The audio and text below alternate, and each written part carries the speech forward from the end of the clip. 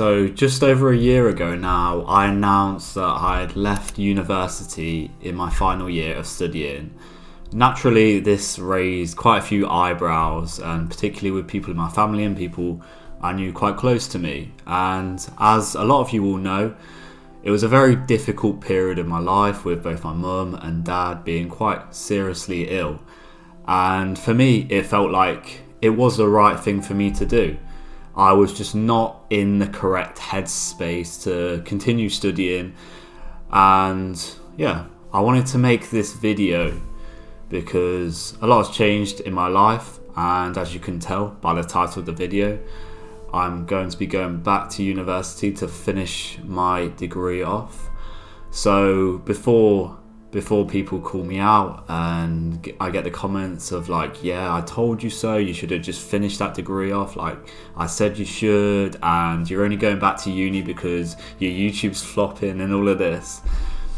I want to address that point first of all, because I admitted at the time that I wanted to leave university to pursue being a YouTuber, going into the kind of self-help men's space, going into coaching, podcasting, stuff like that. That's why I left, and I stick by that. I have the courage to say that nothing's changed. Like, I still want to do this. I still want to do this long term, and I'll get into that more at the end of this video.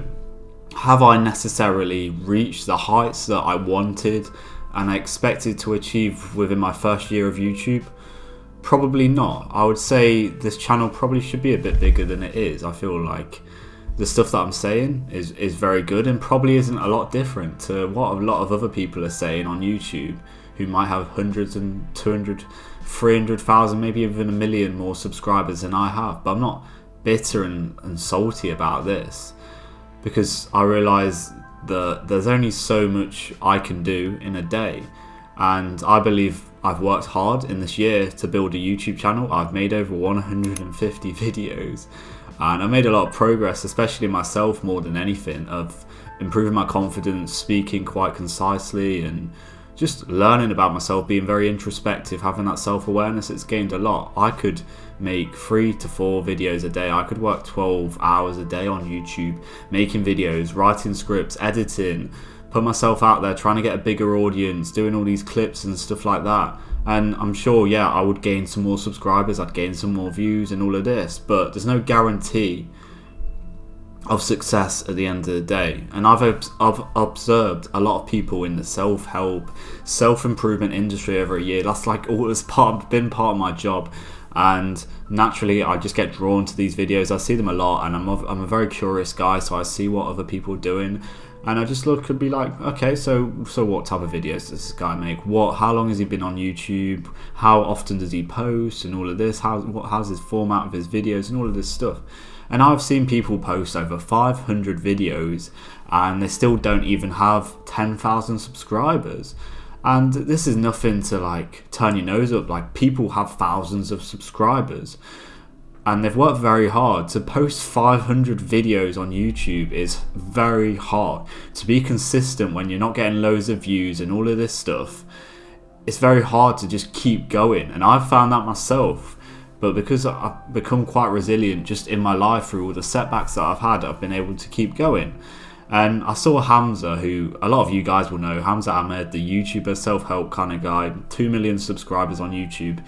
Some guy asked him, in one of his videos, he said to him, I really want to work hard, but I don't know exactly what on, something along these lines. And I watched Hamza's video on this, and he basically just told him, just make content and build an audience, is basically what he said. He just put content out there and then build like a product, a service, whatever it is. Obviously people do different things, coaching or courses or a community. They're the 3 big ones, the 3 C's they call it in the self-help space and stuff. And I just thought this is quite poor advice, to be honest with you, because I used to kind of fall for this trap, and I see a lot of guys do it too. And it's easy for Hamza to say with 2 million subscribers to just build a community and get traffic through that, because even if he gets 1% of his audience, that's 2,000? I couldn't mess up. I think that's about 2,000 people or so. I'll have to work it out after this video. But realistically, he's going to get a certain percentage of his audience is always going to buy his products. And when you have an audience that vast and large, and also kind of the community he's built, they're very kind of like, he calls it like a cult, and they're very kind of committed into his beliefs, his way of thinking and all of this. They're going to buy his stuff. And to just tell someone, a lot of these guys probably have less than 1,000 subscribers on YouTube, and they might not have even built a YouTube channel yet. And telling them to do this, I just don't think that is very good advice.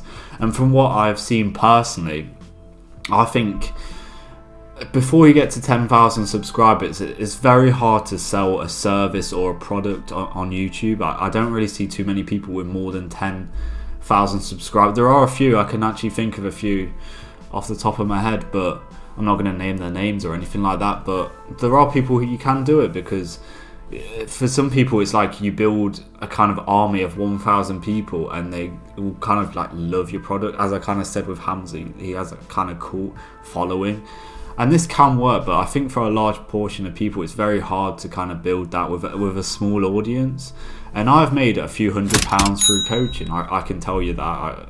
I'm quite open about that. I've never really understood why people keep it like so low key about their earnings. Like, if anyone wants to ask me, I'll tell them. And that has been about it. And this is something that I'm still going to offer whilst I go back to university, and for the foreseeable future. I really enjoy coaching. I gain a lot from it, and I think the people I've coached have also gained a lot from it too. So that's something that I want to do, and it's something I can do. It's not very time consuming for myself, so I can quite easily just continue with the coaching on the side, as well as going to uni and probably working as well, and doing a lot of other things. Like, a bit of a side note, but we have so much time on our hands, and I've really realised that over the last 6 months. And yeah, so it's something I'm gonna be doing over the foreseeable future. So yeah, if anyone wants coaching with me, the link will be below as always. But moving on to the decision that I made to go back to university, away from the YouTube side of things. Why have I decided to go back to university? Why maybe not try something else, maybe something completely different? Well, I like to make my decisions. I like to take time over making my decisions. I like to really think things through. And I've been toying with this decision for around 3-4 months now. And it's something that's plagued my mind. And I said to my friend the other day, I was like, something's telling me that I need to go back and go work in the kind of industry for a few years and just see what it's like, give it a proper chance, because I feel when I was in it before, I only did it for about 3 months working. I don't think I gave it enough chance, and I feel I'm in a completely different mindset and headspace now compared to where I was a year and a half ago now. And it's easy for me to say this when I'm not actually doing it now. Maybe things will change a bit when it comes closer to the time, but I feel I'm a different person now. And yeah, I feel like it just makes sense for me. Like I said, I've been working a full-time job, which is pretty much like minimum wage. It's just any job that anyone could get. It's been a really good job for me. I've enjoyed it. It's been good. And yeah, no disrespect to anyone doing that type of thing, because I've been there and I know what it's like. It's hard to do that shit. But at the same time, I'm literally like less than 6 months away from having a degree in real estate, and I could go earn large amount of money compared to what I'm earning now, a lot more money. So for me, it makes a lot more sense to go do that for a year or two. Maybe you think that's the wrong thing to do, you shouldn't be following the money or anything like that, but I think it's not just about that. It's about just pushing myself and learning more about myself and seeing, like, putting challenges in front of me. Because like I say, just working like a job that anyone could do, it's never going to be that big of a challenge for someone like me. I'm a young guy, I'm ambitious, I've got years ahead of me. I want to push on, I want to reach my full potential, and I'm never really going to do that when I'm just like stuck in the same position. I feel like we all should not be in the same position like 6 months along the line. We should be growing, developing, whatever that is for you, just always growing and going to different places. And that's something that I want to do. And I see my degree with real estate. Property has always been something that I've been heavily interested from a young age. I used to be that kid, I'd draw properties and like write up the listings and stuff, and had my own kind of estate agents type of thing. And I was a bit weird, but it's something that I did enjoy doing, and I've always had been fascinated by it and investing and stuff along those lines. And I think I'm just thinking, like, what can I do to maximize my time And I think it's the Pareto law or something, that 80-20 rule, which is basically 20% of the things we do amounts for 80% of our success, or something along those lines. And once you kind of realize, you cut out all the fluffy stuff that actually doesn't make a lot of difference. All the stuff that I used to do in my first 6 to 9 months on YouTube, like making a fancy title or just messing around with banners and just doing stuff. Like, I remember I was trying to just do like the Zapier thing and connect this thing so I could get this course that I wanted to put out there to be able to sell, but at the end of the day I didn't have an audience to sell to anyway. Just stuff that didn't really matter. I'm sure you can think of stuff that you do on your day-to-day basis where you're like, this offers no benefit to my life, I'm not actually gaining anything from doing this. And we all do it, and there's still stuff in my life that I'll probably look back in 6 months and be like, why am I still doing that? Why was I still doing that? It's just a waste of time. And going back to my degree, real estate is something, travel has always been a big thing for me in my life, and I see it as something I can do anywhere in the world. Australia, Dubai is 2 places that have very much interest me throughout my life, and I see them as places that I'd want to go and visit. And if I can work there as well, why not do it? I've got nothing to lose. Like, why not go out to Australia a year, 2 years, give it a go, see what it's like. If I don't like, then I can always come back here.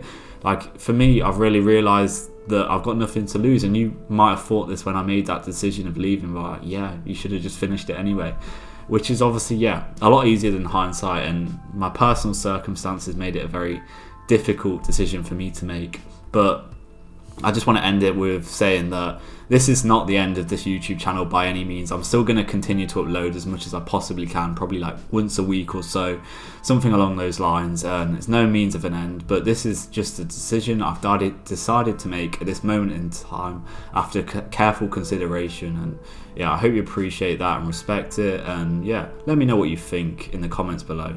Feedback is much appreciated. As I say, from the people that I've spoken to in person, it has been really positive, so that's been nice after, like I say, a very difficult year for myself. The internet's a weird place, and you always get a few comments, unfortunately, that are negative, and yeah, don't make you feel so good. But at the end of the day, if I wasn't used to that, if I couldn't deal with it, I wouldn't put myself out there in the first place. So I know how to handle it. I'm a big boy now. I like to think so anyway. But yeah, like I say, the coaching link will always be there, one-to-one coaching. If you want to work with me, that'll be below. Like and subscribe. And yeah, I'll see you again soon. Take care.